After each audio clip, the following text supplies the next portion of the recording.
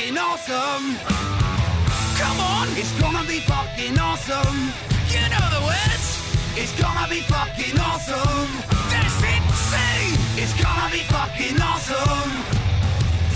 Yeah! Good morning, everybody. It's me, the Coolest Geek Alive. Welcome to another fabulous episode of our show.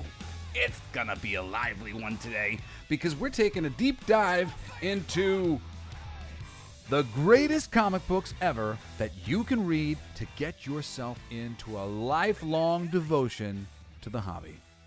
And a deep dive into the history of my career in comics and the short-lived company that I created, I Don't Know Shit About Comics, as a service to the comic book non-reader, people who were going to conventions, who were interested in comics, but didn't know how to approach the hobby. They weren't even sure how to read a comic. I wanted to answer all those people's questions so that we could get more people reading. There's been tons of movies and tons of TV shows. There have not been tons of new readers. In fact, there's a lot of arguments that say viewership has gone down in mainstream American comics, and most of that energy has moved over to manga and anime, and that it's a different thing than, the industry is healthy. No, the traditional industry of American comics is not particularly healthy, not anymore. And this is one of the reasons why we need to translate better these customers from TV and film into comics and show people why comics are so great. So that's what today's episode is dedicated to. And by virtue of that,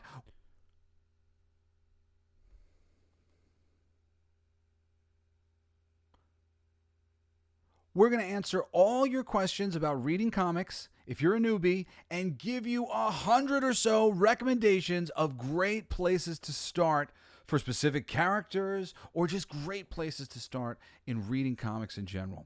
So hang on to your hats and bear with me because this episode is going to rock. If you really take this seriously, I am about to introduce you to a lifelong love of comic books, something I've only ever done for my brother before you. And I think we might be going into overtime. As you, if you've listened to this show before, may know, I write comic books. I have a campaign, King of Kings, that is about to wrap up. I think there's like 24 hours left if you want to get in on it. It's been a great success, and thank you. Thank you guys so much for donating to the campaign and being so cool to me. I will remember the people who helped us with this first campaign most of all as we go into our next book, Fucking for Our Future. It's a mature reader's book, but it's very funny. It's very intellectual. It's very sex positive and cool. It's not remotely sexy. It's so funny, this book that I'm doing. I'm having such a fun time subverting the space a little bit. Fucking for Our Future is essentially a Roadrunner cartoon starring this woman who's the coyote trying to get a sperm sample from these animals who live in the jungle who represent the men folk of planet Glon. These are the men. 1,000 years later, after they broke up, they need their semen, and now the men are not interested, and it's not working out. It has been so fun working on this book. I just got off the phone with my artist, Dizzy Arnold, and we've just been laughing our asses off making it, and I'm building that Kickstarter right now as this other King of Kings Kickstarter wraps up, and then I can get myself ready to fulfill all the orders for King of Kings, hopefully earlier than I said, like in October or whatever. Anyway, I love working on comic books. Comic books are my favorite medium. I really believe that it's the highest form of entertainment known to man. It gets no respect, but you have these artists who are really kind of forced by the nature of the industry, the nature of the periodical to evolve. The art styles, like there are some artists working today, like the Arthur Adams of the world, or Dave Johnson, or Jason Pearson. Well, rest in peace on Jason. But people who just create a consistent world for you to fall into when you read their books. And I just think it's there's nothing else like it. I've said before, one of the other big things is in a book, it's a real page turner, but you still have to, like, in order to get excited, you have to speed whatever speed you can do with the book while reading.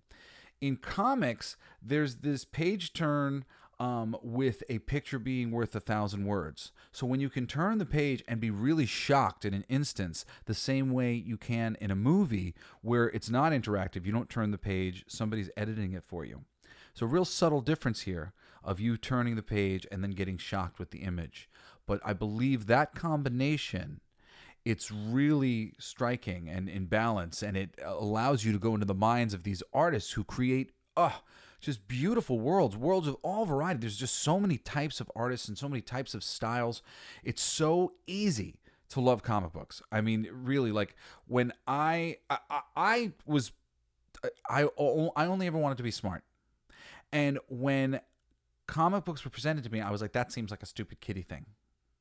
And I didn't want to be involved in it, even though I liked the idea of superheroes and I liked the idea of people being good people. But I just wasn't really willing to give it a chance. But I'm a huge comedy guy, and I ended up getting drawn into reading The Savage Dragon because it was a really funny book, and I sort of accidentally read an entire issue of The Savage Dragon because it had a character in it that I really liked visually, Bedrock, and Savage Dragon just kicked his ass and insulted the hell out of him the whole book, and I thought it was the funniest freaking thing I'd ever read in my life. It was my favorite character he was insulting, and I was just like, you're right, he is stupid. But I started comics with laughter in mind, and oh boy, is there a lot of laughter to be had in comic book reading. Oof, there is some really funny shit, especially if you like shocking things. Like if you're drawn to horror because you like the shock, there's some real merging of that genre. You see it in a comic book like Boys. It's like where the science fiction is brutal. Every what do you call it? Genre.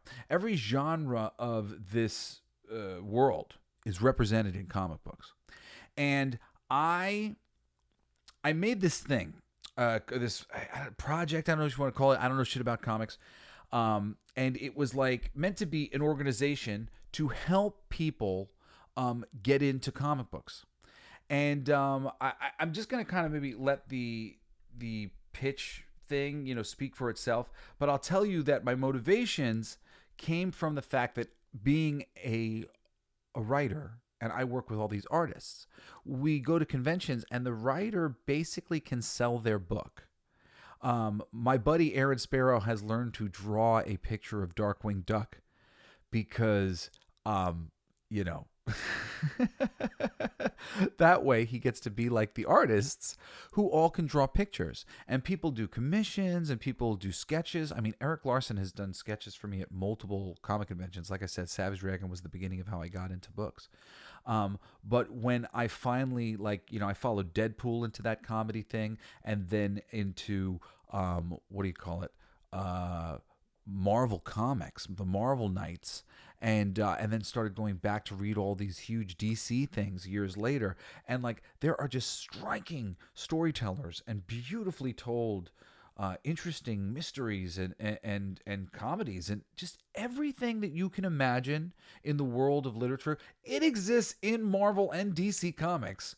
Really, somewhere there's some good bit of that thing, but there are things that are fleeting in large supply, and those things exist in droves other places. Like, if you like soap operas, there's some great X-Men comics that you can read that have some of those aspects of it that are really enjoyable, and it's high level and interesting in its own way. But then there's also Archie comics, and there's just a counter for everything. There are great independent comics, artists who don't think that they're really good enough to do superheroes, and they just draw some crime book and something that's great. One of my favorite books of all time is a book by Brian Michael Bendis and my buddy Mark Andreyko called Torso. It's so good.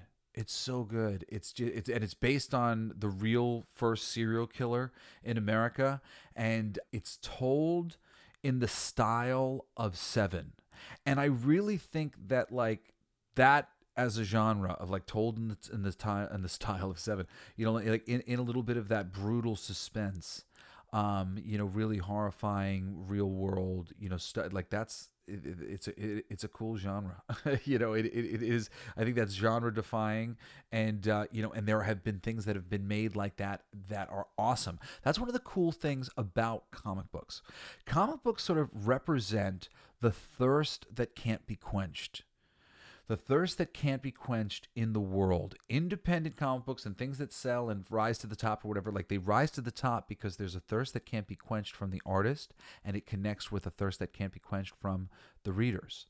And I really feel like to some degree it's like the last grassroots creativity, because everything is just so invaded by money. And we are all people who chose to be like in the like I'm not a lavish guy. I spend my money on toys. That's it. That's my vice. Toys and comics, and, things for my family. Everything else is, of course, like the foundational stuff. But if I have extra money, I'm spending it in small quantities here, there, not on anything that I'm trying to impress people with. I'm looking for good stories. I'm looking for beautiful art. I love and appreciate artists. That's what somebody like me, and I'm sure like you, is looking for. They say you got to know your audience. I feel like everybody's just been so reluctant, the same way I was reluctant to get into comics, to give them a try. These executives and everybody, we're adults. Oh, I don't read comic books. But they don't realize that it's about the big picture. And big picture wise, no matter if you don't like the style of the storytelling of maybe old school comics, but I think you'd be surprised of things even written, in the 70s, like from the 70s up. There's some really strong material coming out of these companies. And foundationally, the ideas were very strong. And the exaggerated nature of the characters give rise to situations that are very interesting and compelling. In general, they skip over these things when you're seeing these movies, and you just get these like big stories. It's really about small and about the possibility. And the possibility gets established and expanded on from the beginning. Here's the Spider-Man guy. Here's a situation that he's come up against. Here's another situation, another situation, another situation. It's over time that there was so many possibilities of who Spider-Man might come up against and how many of them we loved, and the possibility that a new one that we might love might come along, that it becomes the thing that we care about. That's why Batman has never really been done justice on the big screen, because it's reading the comics where all of these pieces are on the table. In the very beginning of the story, Batman sneaks into Arkham Asylum and he passes this lunatic. And you can kind of figure out from his name what the possibilities of his damage might be. And these are lunatics who are definitely hurting people, if not killing people. And there's one after another, after another, after another. Two-Face, the Mad Hatter, the Riddler, Calendar Man. And then you come to the Joker at the end of the hallway. This creates this atmosphere of what's possible in his world. And when there's a mystery, you're like, oh, maybe it's this villain, or maybe it's that villain, or maybe it's essentially like playing Clue, where you're sitting around going like, I know who this could be. And the greatest writers, they just use the atmosphere to great effect. That's why sometimes when professional writers at Marvel or DC go independent, they don't do a great job always of like setting up their own universe and their own universe rules, because they're used to working on things where that's all established. So like you have to create an atmosphere. And when you create space for people's thoughts, then you don't really have to go very far in your storytelling. Like the greatest thing that Marvel could have done was slow down with Avengers Endgame. Slow down and deepen everything that they had done. Start deepening everything in meaningful ways. Keep all those pieces on the board. Have Iron Man somehow survive. Have rescue save him. Have them keep him alive on life support, whatever it is. Do the thing that you did to Hulk with him. It's just so wasteful to have him die. There are other ideas than just ending a story that we were very engaged in and ending Captain America at the same time and bringing all these things to a close. They could have gotten so much mileage out of these things. Anyway, I've got some stuff written here about I don't know shit about comics. The I don't know shit about comics mission statement. It is our goal to educate the uninitiated and finally grow the stagnant fan base of the single greatest entertainment medium ever created, comic books. We have a huge opportunity right now, more than ever, to take the millions of fans of the films and television shows based off of our comics and turn them into comics readers. I Don't Know Shit About Comics is essentially a traveling comics information booth designed to educate the interested and empower the fanatic by providing simple testing of the rudimentary knowledge needed to read comic books, or rather, dispelling all of the erroneous beliefs through a test that dismisses them.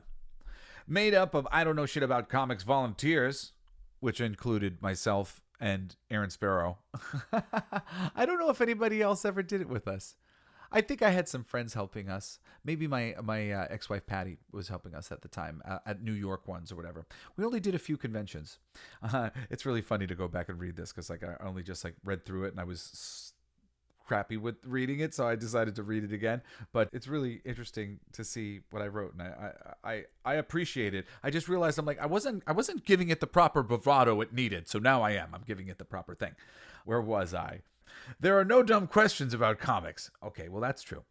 In order to do that, we need to re-educate the mainstream about comics. We need to de-emphasize what is difficult and focus on what is simple. My first comic book was The Thing number 34, and I had no idea what was going on. But I loved it. It doesn't matter where you begin, only that you begin.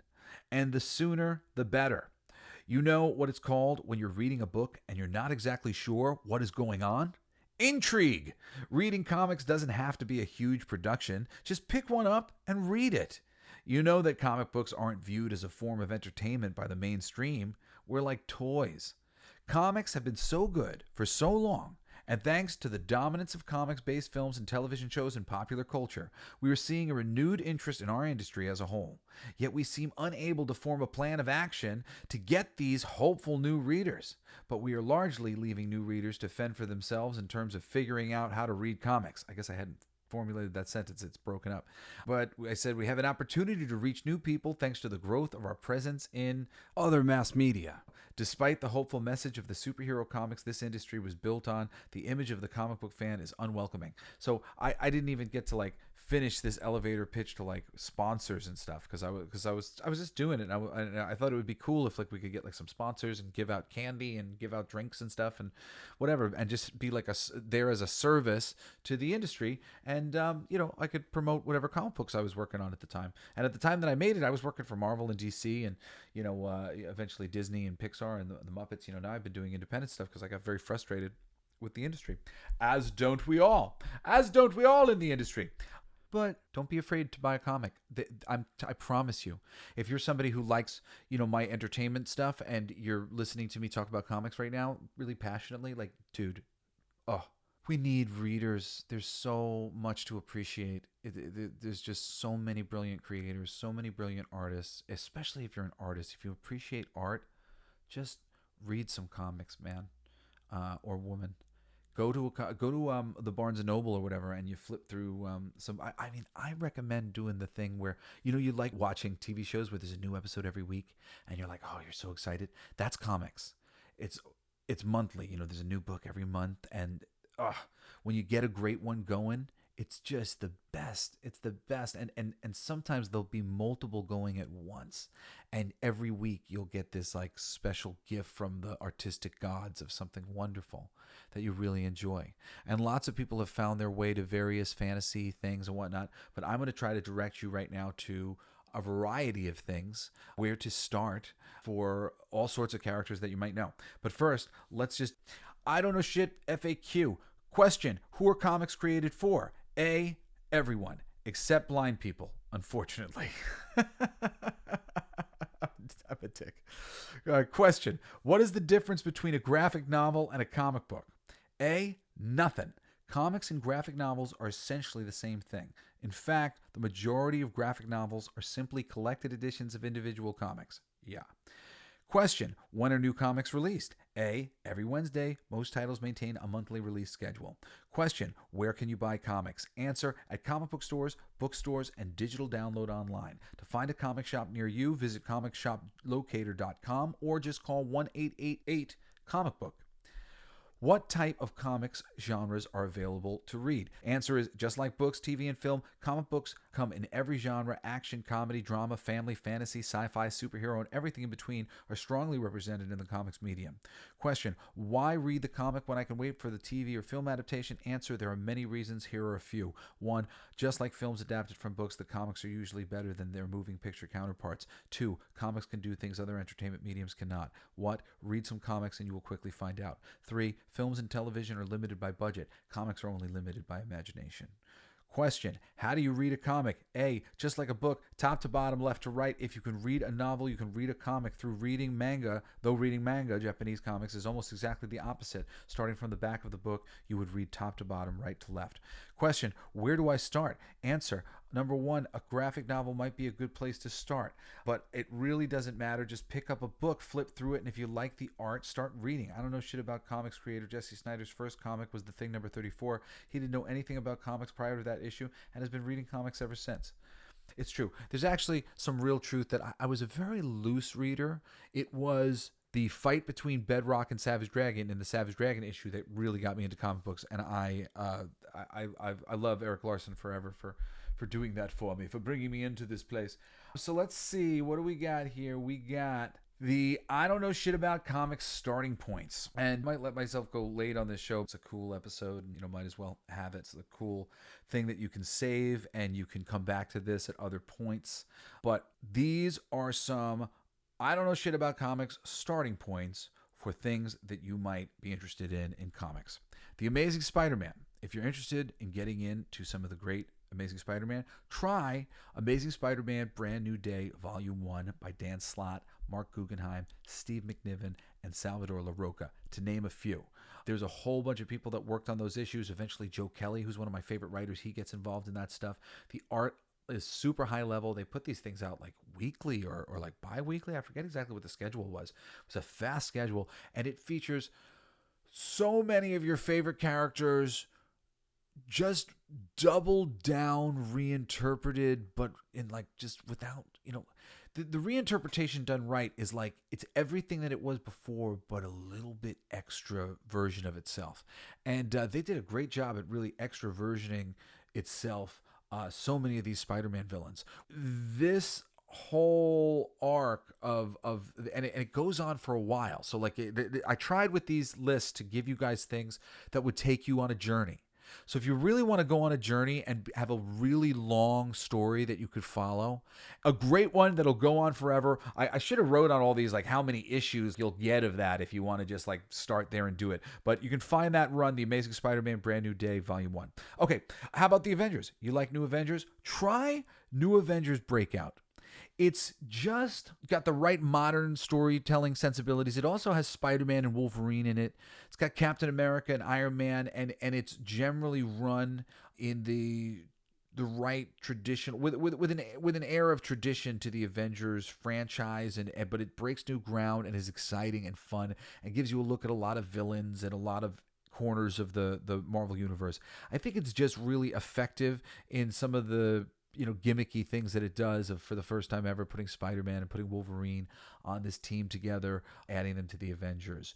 And there's a lot more really cool characters who are utilized in the book. And some of them, I don't always love the way they're utilized. I don't really love what they've ultimately done with the Sentry, for one, who was a character I really adored, who's in the book. But it's still really good. It's still Brian Michael Bendis being at the height of him being generally loved by the audience and doing some really cool things with the medium. David Finch's art is awesome, and there's the story arcs that come out of this. It goes into a story arc called Dark Reign that is super, super fun. And so if you dig into this storyline, it'll put you into a lot of comics really fast. And it'll get you into a lot of other crossover comics really fast at a place in time where the books were really good. If you go back and you read those that Century miniseries, it's really good. The first one is really, really good. And then you see Paul Jenkins' name and Jay Lee, and you'll go, oh, maybe I should also read the Inhumans that they did. Yeah, you definitely should. Go back and read that. So, like, this is how you'll fall into the pit of comic books, because you'll see, oh my God, this was wonderful. And once you find something that was wonderful, you go, surely they've done more work than just this. And that's the thing about comics, is there are people who have been working for a long time where if you find somebody that you love, you could just do this deep dive into their work, and you can just keep finding thing after thing after thing. And that's it. Like, that's the blessing of, like, as soon as you get one whose voice you like, and you're in like Flynn. All right, moving on to Captain America. You want to try some Captain America? Begin with Captain America Volume 1, Winter Soldier, Book 1 by Ed Brubaker and Steve Epting. That book is incredible. It's the one that basically the Winter Soldier storyline in the films is based on, but it's so much better in the comics than it is in the films. You'll get a lot of storylines out of that, a lot of graphic novels. And graphic novels are generally collections of somewhere between 4 and like 10. Sometimes it'll be more if it's like a big collection, an omnibus or something like that. But it's a lot of books is what I'm saying. What I'm saying is, like, if you'd like to dig into a great TV show and you're like, oh man, there's 7 seasons of this. Yes, please let it never end. Oh no, I'm on the 7th season and it's gotta be over. Then comics are the place for you. The Dark Knight, Mr. Batman. Try The Long Halloween by Jeff Loeb and Tim Sale. And that'll get you into the basics of the Batman mythology. It'll show you what kind of options are there, what diversity of creativity is there in some of the Batman stuff that's been released over time. And the Batman mythology is strong in the comic books. These things stand the test of time. Go read some of these classic stories and get an appetite for things, and then jump in to whatever is going on right now. Everybody would be into comic books the same way I believe myself, or if you're out there and you're listening and you've read some of these things, you know what I'm talking about. It's really high level fiction that's going on. We just have to believe this one little bend in, that these things are possible, so that we can see and imagine something that's really off the chain and creates all of these scenarios that just aren't possible in normal fiction, where generally the same things are created over and over and over and over again, situations, because there's only so many possibilities. Well, there's just a lot of possibilities in high-level fantasy and science fiction and superhero comics in particular.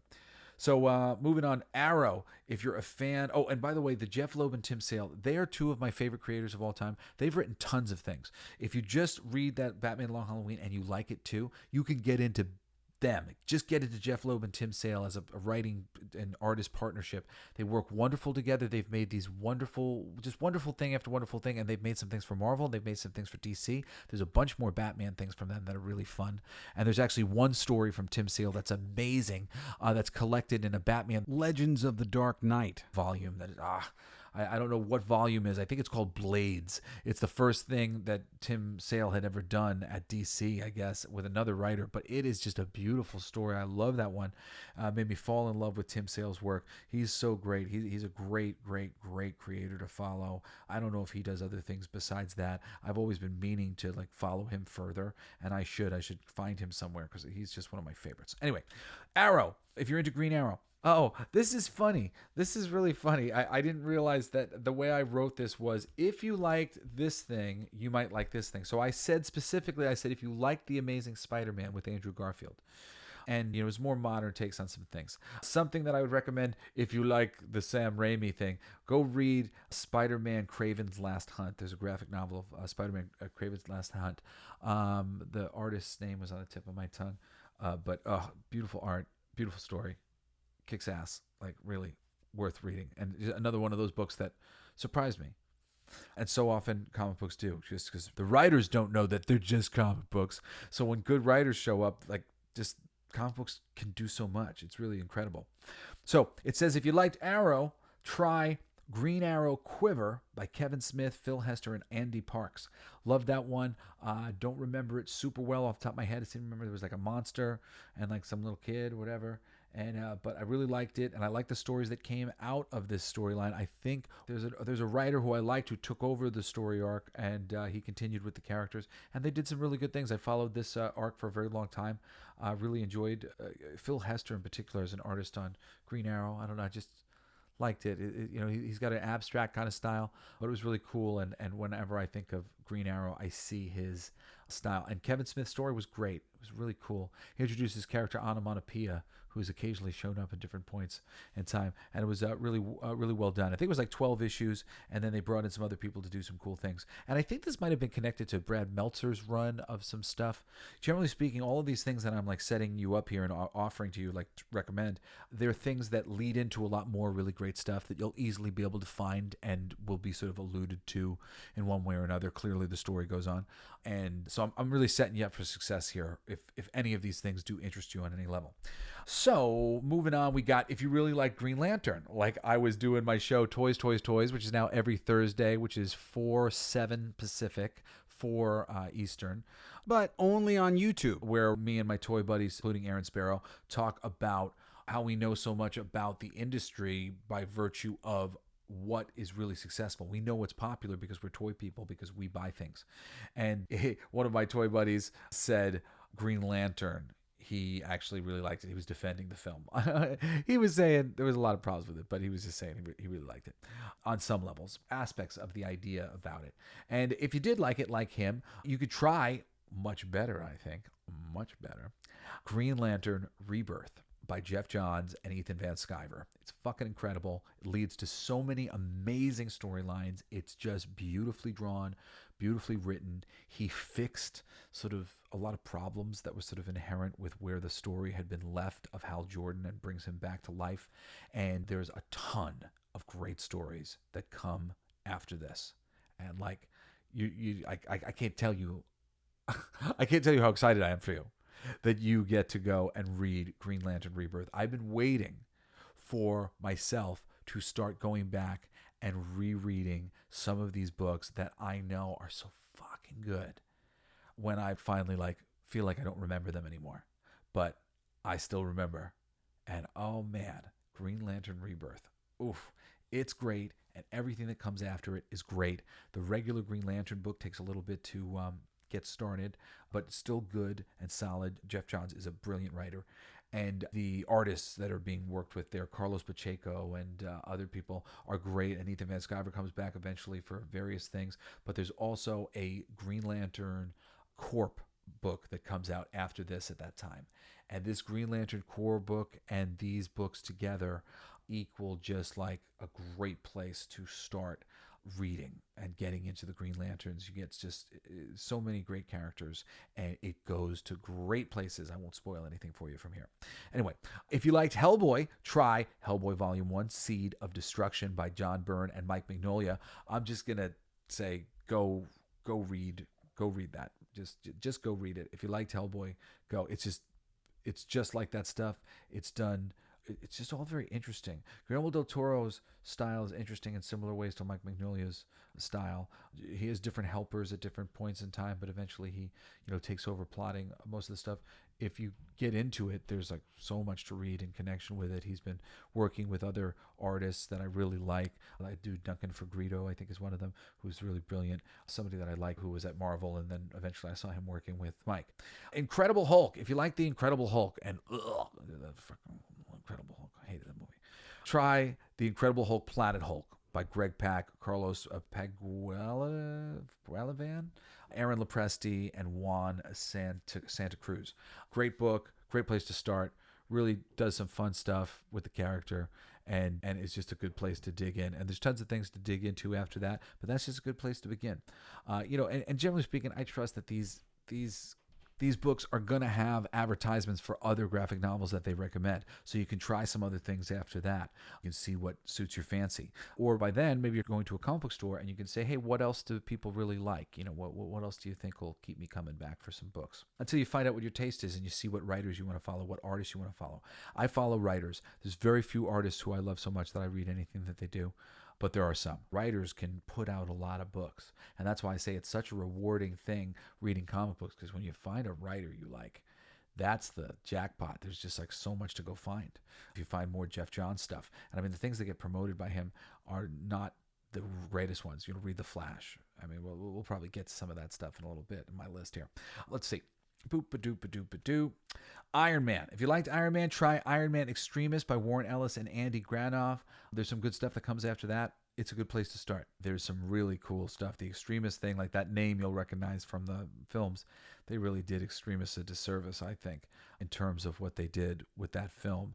And it was worth doing it more accurately. Yeah, I wish they would have adapted this better. That book's a great one to start. You'll be recommended plenty of things after it. Kick-Ass. If you like the Kick-Ass film, try the Kick-Ass comic book. It's great. It's different in some significant ways, and it'll introduce you to the art of John Romita Jr. and the writing of Frank Millar. He's got a really great style about him because everything he does is pretty idea driven. I see that he's always trying to find really interesting scenarios to put people in, put the characters in, to put the story in, to twist it in different ways. And he's really interesting. He's doing a big crossover with all of his comics right now, which means it'll be collected into a graphic novel a bunch of months from now. So you could go dive into some different Mark Millar books because he's got a lot of variety within the things that he's offered, even though they're all like kind of badass, action-y, cool kind of things, but a lot of different things that he's done. And you can get into this big crossover that he's doing, I think called The Big Game or Big Game, which I want to catch up on the books too, because I didn't follow him on his independent ride. I kind of missed a bunch of different things, so I was a little bit behind on it, even though I do like a lot of his work, and I've read a lot of his work, but I don't feel like I've read enough to enjoy Big Game. So I got to go back and read all these things that I missed so that I can enjoy all the characters that show up, because I like when it's all tied together. I think we're all one, and I like to live in a universe where it's all tied together. Continuing, if you like that movie The Losers, I don't know if you remember that, it was a little bit more recent at the time, but it was like action adventure kind of movie. Try The Losers Book 1 by Andy Diggle and Jacques. This says Scott Pilgrim versus the World. You should, of course, try Scott Pilgrim Volume 1. Scott Pilgrim Precious Little Life by Brian Lee O'Malley. Sin City. Try Sin City Volume 1. The Hard Goodbye by Frank Miller. I'm not going to keep saying, these are all adapted from the work, but the comics are all a little different in their own way. If you like Superman, try Superman Secret Origin by Jeff Johns and Gary Frank. Really great place to start. It's just a beautiful story of Superman. It shows you the Superman that I love, that people love. Again, there's Jeff Johns. Teen Titans Go. Then read Teen Titans Volume 1, A Kid's Game by Jeff Johns, Mike McCone, and Tom Grummett. Great one. You like Thor? Try Thor Volume 1 by J. Michael Strigninsky and Olivier Coipel, I think. Strigninsky, of course, is the creator of Babylon 5, which is a really cool, well-written show. He's written some great books. He's another guy that you can find who's done some comic book work, and his comics are awesome. He's done some really good stuff. He did a book called Midnight Nation that was pretty cool, like a horror, supernatural thing. And he did another book called Rising Stars, which really popularized him as a comic book writer. It was very cool. Rising Stars was, I don't know why they haven't adapted it into anything. Rising Stars is a good one to recommend, like Rising Stars by J. Michael Straczynski. Really good one. It was just about these certain group of people who all got superpowers. And I think that when they killed each other, they got more powerful. I don't know if it was like a one situation kind of thing, but the power was being focused into all these individuals, and they all had different power, and then somebody was going around trying to kill them. But it was really good. It was murder. It was told as like a mystery. It's all about how the stories are told, man. The comic book stories are told so damn well, and the idiots who produce these films, I don't understand how these things get broken. Well, I do understand how these things get broken. It's just like people don't know. They've never been introduced to it being done in such a high level, and it gets done here because for so long people weren't really looking at comic books, and there were just great things happening all the time. All right, so The Walking Dead, of course, you want to get Robert Kirkman, Tony Moore, Charlie Adler, and Cliff Rathbun's The Walking Dead Book 1. And the comic is so much better than the show. The show's cool. I've watched a couple seasons of it. It's great, but they jump off the rails with a number of things. They did some good things with Shane, and there's some great things with the Norman Reedus character, but I promise you, it's far superior. A really, really well done book. And Robert Kirkman as well. The Invincible comic book. People like the animation. My son's been loving the animation. It's great. The freaking comic it's rad, man. It's rad. Invincible was a book that I was looking forward to every month as I was reading. And I had to catch up with the books and then was reading it so I could read it. And really, really great one. Okay. X-Men. If you really like the X-Men movies, You got to try Astonishing X-Men by Joss Whedon and John Cassidy. Great place to start. There's just so many other books out there that you could go and enjoy, but very modern, beautifully drawn, beautifully written. Somebody that you already like, the director of the Avengers, creative person who you trust. But this will open up a lot of doors for you for more from here with the X-Men. There's plenty of great stories, but I think that's a great one for new readers. All right, we got 10 comic book gems here.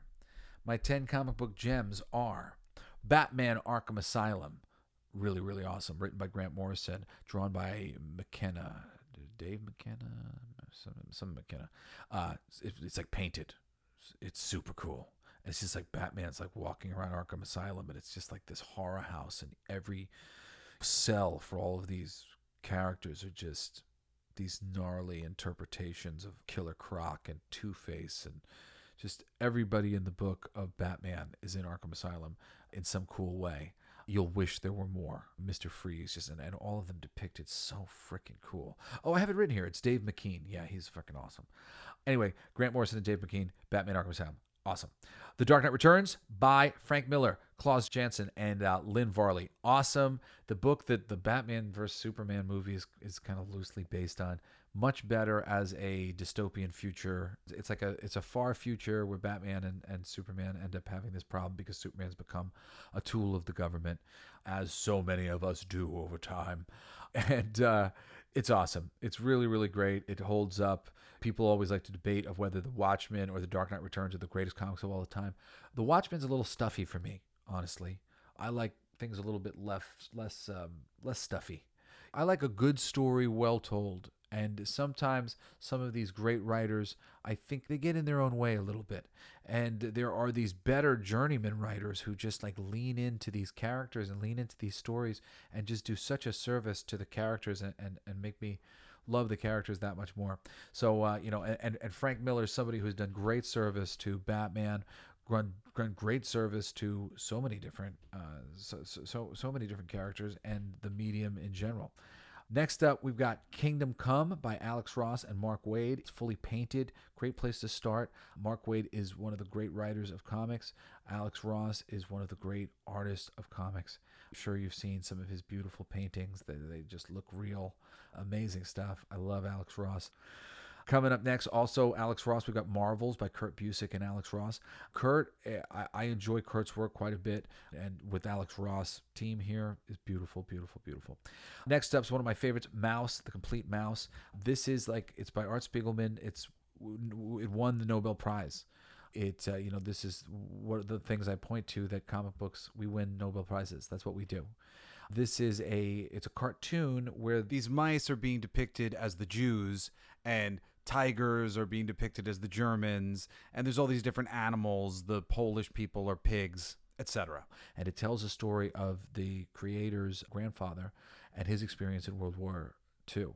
Nothing that I have ever digested about World War II has ever taught me more about World War II than this single graphic novel. This story here, that's based on his grandfather's story, it just explains it all. It tells you everything that you need to know about how the people got beaten, like what happened.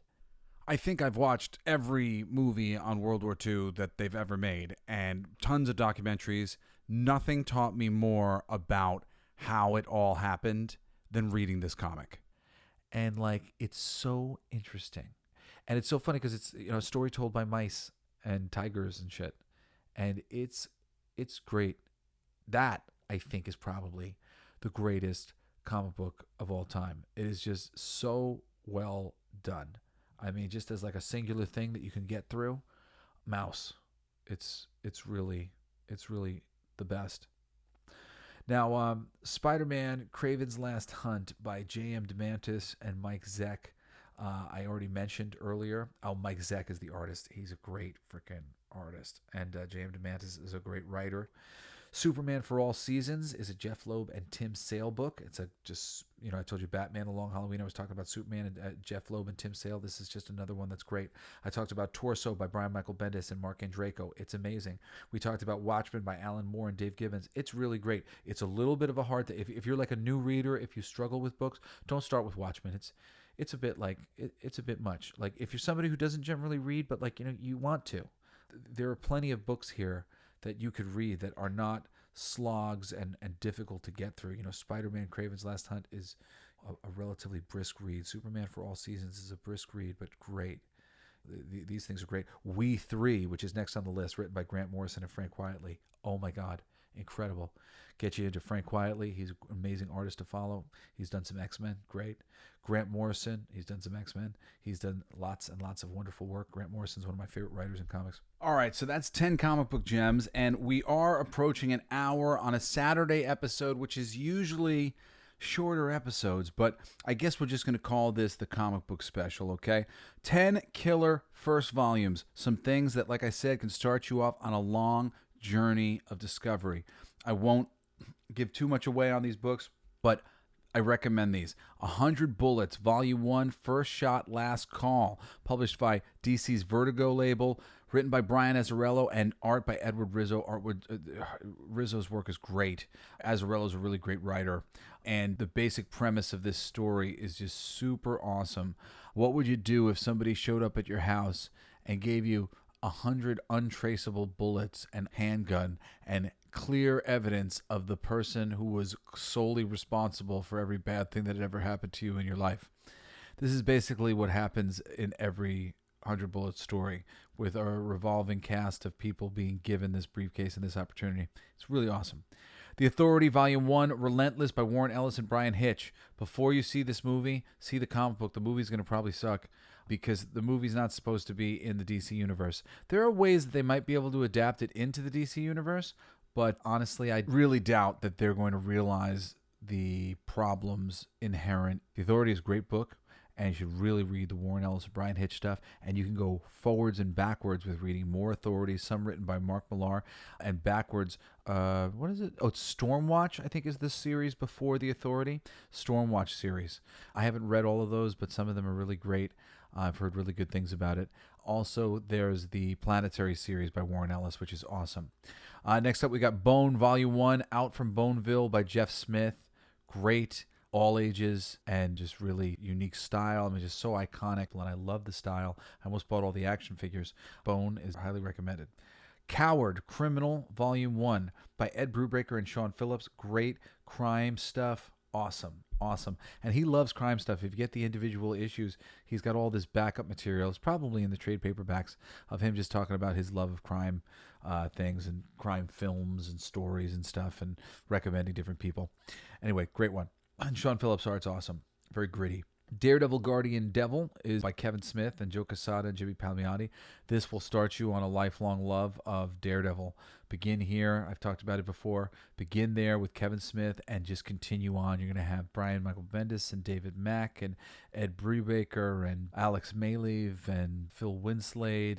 Just so many brilliant creators, up till today. I think with my buddy Marco Cicchetto, me and Marco know each other. The first work I ever did at Marvel, I did with Marco. And Marco's like blowing up right now in a huge Daredevil run. And the Daredevil run before that was a huge run by Mark Waid. It's rare that Daredevil is not kicking ass as a creatively, solid publication for Marvel. And it really, like the renaissance of it, started with Kevin Smith and Joe Quesada and Jimmy Palmiotti, the beginning of Marvel Knights. I'm a big fan of this era, and it leads into so many amazing stories for Daredevil. Like I said, I think there's only one stinker in like all of the runs that have ever come out of Daredevil since this run begins. So you'll be reading Daredevil for a long time if you like it. Next up, we got Preacher Volume 1, Gone to Texas. Much better than that Super TV series. I don't like the changes they made. I really love the series. It's really great. You should read it. One of my favorites of all time, Preacher by Garth Ennis and Steve Dillon. Rest in peace. Next up, Sandman Volume 1, Preludes and Nocturnes. This is not exactly my favorite personally, but people love Sandman. It's by Neil Gaiman, Sam Keith, Mike Dridgenberg, a lot of other artists and creative people. The storytelling with Neil Gaiman, he's just kind of like a magician who's like, I know I got something good here, so I'm just going to tell you like what I want to tell you. And you spend a lot of time kind of going like, what is he telling me? What is he telling me? And a lot of people like this. I like to just enjoy entertainment, not have to like hustle, man. I'm like, dude, it's the end of the day. I've been working. I want to just enjoy this book. You're making it too hard on me. Anyway, Savage Dragon Volume 1 by Eric Larson. Oh my God, Savage Dragon Volume 1, and go read Savage Dragon. I recommend it wholly up until issue 75. Then after that, Eric took a whole bunch of advice he was giving to the medium of comics in his own comic really way too literally, and changed the story that the readers had been following for a really long time in such a way that reading it became a slog in a lot of fashions. He got back on track somewhere along the way. I still read Savage Dragon when I get a chance, and if you're warned that after issue 75 it really goes off the rails for a second, but it's generally the most irreverent and nutty book that you will come across on the racks. It's really, really hilarious. The original book, I just thought consistently brought forward stakes and circumstances and things that were just like, even when it was like dark or horrific or whatever, it was just funny. It was just always very shocking. And I really, Eric Larson is a brilliant creator, and I love him, and I appreciate his contribution to the comic book medium. Holler at you, Eric. Also, we got The Sword, Volume 1, Fire by the Luna Brothers. Luna Brothers are amazing creators. They have a whole bunch of great books. There's another book called Girls, which is great by them. The Sword, Volume 1, Fire, kicks ass. Really, really interesting, cool, well laid out story. And I think there's at least like 5 graphic novels worth of stories there. I mean, it's like 30 issues or something. Really good. Also, we got Think Tank Volume 1 by Matt Hawkins and Rasan Ekladel. Think Tank. It was pretty neat, and it was like mad scientist book kind of thing. Right, to finish our list off, I've got another Garth Ennis book, but this time with John McCree and Carlos Esquerra. It's called Hitman Volume 1, A Rage in Arkham. Hitman is a bounty hunter, just a regular hitman, like a John Wick kind of character who lives in DC, in the DC universe. And his interactions with the DC universe are just classic and awesome. The series, the story of Johnny Monahan, I love that character. I tried to pitch DC on a series that would bring him back in a Task Force Y, where they reanimated all these people and had them as a hit squad. And it was because I love this character so much because of this series, and there's a ton of graphic novels you will enjoy going back, because I didn't read them when they came out either. I read them as the graphic novels, and I actually did read like the last 20 issues or something like that as they came out, but I caught up to this book, and it is just the best. Finally, we got Powers Volume 1, Who Killed Retro Girl by Brian Michael Bendis and Michael Avon Oeming.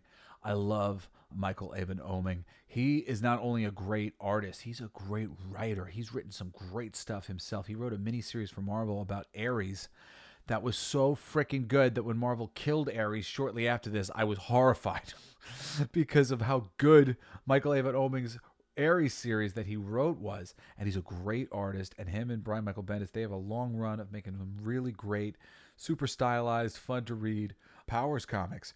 And it's basically just about these detectives who investigate superhero crime, and it's awesome. It goes to so many places and is very, very cool. Brian Michael Bendis, his independent stuff is generally gold. You might find it to be hit and miss in mainstream comics with some of the things that he's done. The things that he built his career on are great in the mainstream comics. And his independent stuff, I think, has remained really solid. So if you really want to, if you read any of these ones with Brian's name on them and you like him, oh man, especially the crime stuff. He did a ton of great black and white crime books when he was coming up as a comic book writer, and his books are great. I don't know if it was like him trying to pitch movies to studios, might have been on some level, because they were all movie-like, but they were really, really solid and well done, and he drew some of them. Books like Goldfish and Jinx, and I forget the other names of some of these books, but great stuff. Brian Michael Bendis really has a long catalog of books that I would highly recommend. All right, well, that's it, guys. I think I've got like 24 hours left on my King of Kings Kickstarter right now. If you go there and pledge, I'll be your best friend. Help us just get in a few more pledges before we close this thing up so we can have more money to go to completing this 4-issue miniseries. It's really funny. You'll be really glad you helped us bring it to life. Anyway, follow me on Twitter. I am Coolest Geek JBS. You can write me an email anytime you want. I'm at jesseblaze@jessesnyder.com. And you can listen to me every Wednesday and Saturday morning for another fabulous installment of the Coolest Geek Alive!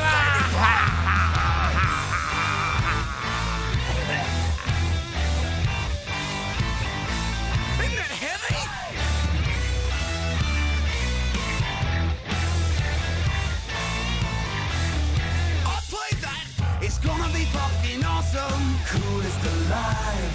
It's gonna be fucking awesome. Stay with your tribe. It's gonna be fucking awesome. Revenge of the Geeks. It's gonna be fucking awesome. Week after weeks. It's gonna be fucking awesome. Laughing with you. It's gonna be fucking awesome. And crying sometimes too. It's gonna be fucking awesome. Spelling it out. It's gonna be fucking awesome. Making you shout. You've been listening to Coolest Geek Alive with me, your host, Jesse Blaze Snyder. Don't forget to rate, comment, and subscribe for more excellent geek culture content. Thanks for listening.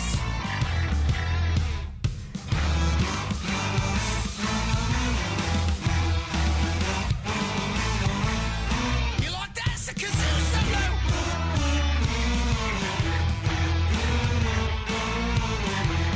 I played that too. It's gonna be fucking awesome. Talking some shit. It's gonna be fucking awesome. Living your shit. My voice is fucking awesome. Food in our mouth. It's gonna be fucking awesome. Get in the mouth. It's gonna be fucking awesome. Tell all your friends. It's gonna be fucking awesome. Call right on text. It's gonna be fucking awesome. Raising the bar. It's gonna be fucking awesome. Straight to the stars. It's gonna be fucking awesome. It's starting soon. Straight to the top of the awesome. Passing the moon. It's gonna be fucking awesome. On with the show. It's gonna be fucking awesome. Ready, set, go. It's going to be fucking awesome. Fucking awesome. It's gonna be fucking awesome. Just wait. You'll see. You'll all see. The podcast playground. Hooray!